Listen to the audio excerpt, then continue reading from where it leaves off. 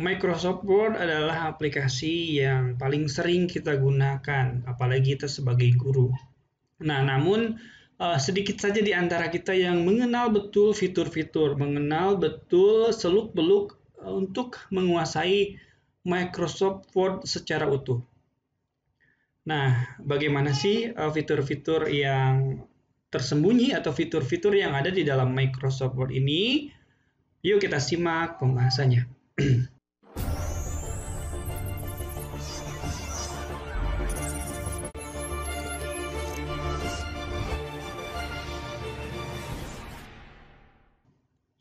Assalamualaikum warahmatullahi wabarakatuh. Jumpa lagi dengan saya Asif Panji Lesmana di channel Aspal Edu, channel yang membahas tutorial seputar dunia pendidikan. Pada kesempatan kali ini saya akan bahas sebuah aplikasi yang sangat familiar dengan kita, sangat dekat dengan kita, sangat sering kita gunakan. Ini adalah namanya Microsoft Word atau Microsoft Office ya, Word. Nah, apa saja sih fitur-fitur yang ada di dalamnya? Nah, saya akan mencoba berbagi tentang fitur utama dari Microsoft Word ini yang terkadang kita jarang untuk mengolahnya, jarang untuk menggalinya, dan jarang untuk menggunakannya. Yang pertama adalah penggunaan keyboard, ya, penggunaan keyboard untuk menampilkan fitur-fitur utama di Microsoft Word. Contohnya, ketika kita menekan Alt di kolom keyboard, maka sebenarnya akan ada yang berubah di Microsoft Word ini. Coba kita lihat ya. Nah, ketika saya menekan sekali, ya, akan ada pilihan. Ada F, ada H, ada N, ada G, ada P, ada S, ada M, ada R, ada W, ada Y. Nah, inisial ini bukan inisial sembarangan, tapi inisial ini menunjukkan bahwa ketika kita akan mengakses section atau bagian ini, maka inisial inilah yang digunakan gitu ya. Contoh ya, saya ingin mengakses file ya. Saya ingin mengakses file, maka saya tinggal mengetikkan Alt dengan huruf F. Tadi kan huruf F ya. Nah, ini huruf F. Nah, saya tinggal mengetikkan Alt dengan F. Nah, sekarang saya kombinasikannya. Nah, maka akan terbuka ya jendela seperti ini atau jendela file ya. Nah, bagaimana saya kalau misalkan langsung mau menginsertkan simbol ini U? Berarti urutannya adalah Alt ya, Alt dengan N, kemudian U. Alt N U. Tuh, simbolnya muncul sekarang ya. Simbolnya muncul, tuh simbolnya. Kalau misalkan mau dengan more symbol, berarti ya, saya tuliskan di sini supaya tidak lupa. Alt ya, Alt ini ya, ditambah dengan huruf N ya. Ditambah dengan huruf N, ditambah apa lagi tadi? Setelah huruf N, oke, Alt N, kemudian U ya, ditambah U,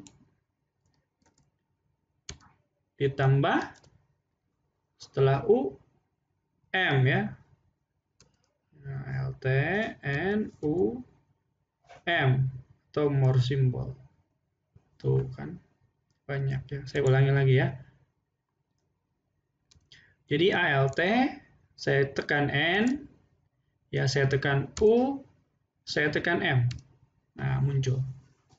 Ya, muncul simbol-simbolnya ya.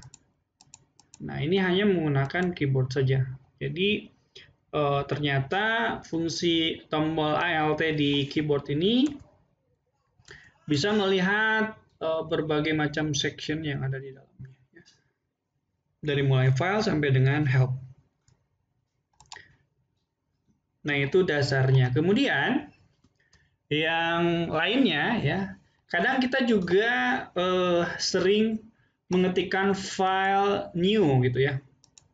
Padahal kita tinggal mengetikkan saja Ctrl, ditambahkan N, maka akan muncullah jendela baru. Nah, seperti ini. Ya.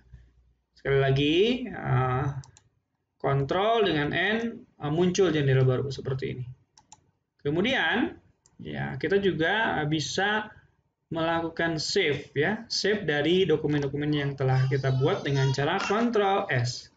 Kalau ini saya yakin sudah sering digunakan oleh Bapak dan Ibu ya. Sekali lagi untuk save itu Ctrl S ya. Kalau misalkan baru pertama kali men-save, tentu kita akan dihadapkan pada jendela Save As ya, sebagai dokumen. Misalkan ini adalah shortcut, misalkan saya beri nama.